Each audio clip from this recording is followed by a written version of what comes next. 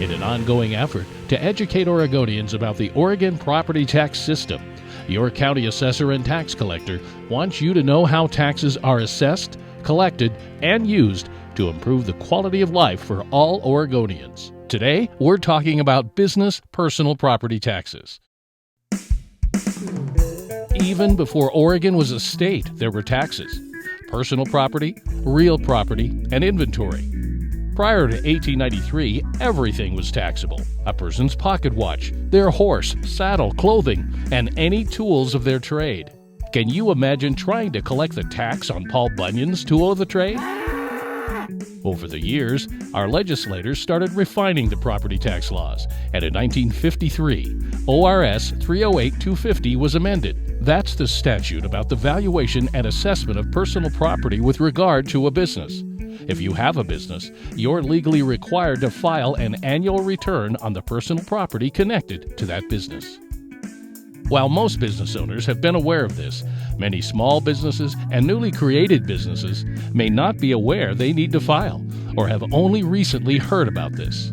Taxable personal property includes non-inventory supplies, machinery, equipment, furniture, etc., used previously or presently in a business, including any property not currently being used, placed in storage, or held for sale. Why even artwork is taxable business personal property if it belongs to your business. The characteristic that distinguishes business personal property from real property is mobility. Business personal property is not affixed to or part of real estate.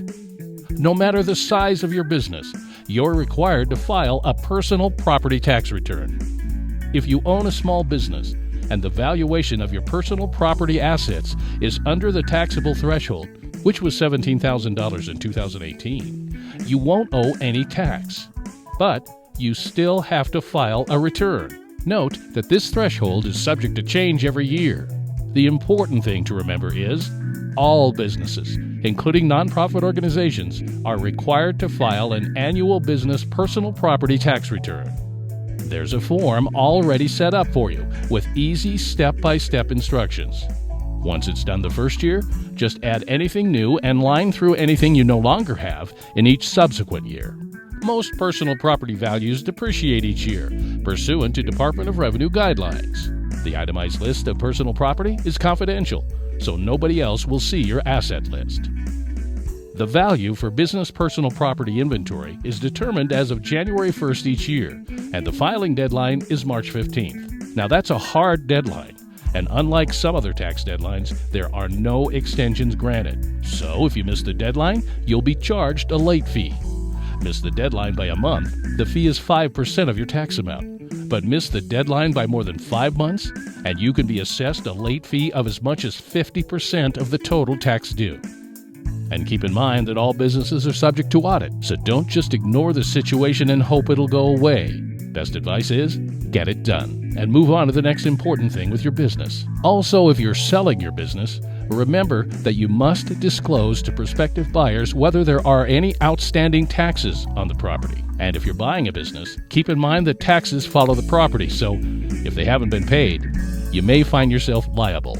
As is said many times in business, here's the bottom line. The responsibility is on the business to file, not on the collector to find you and make sure you pay. There are several ways to get all the information and forms needed to file. Go online to the Oregon Department of Revenue website and search for business personal property, or go to your county's assessor page and search there. If you need additional assistance, call your county assessor's office. They're happy to help.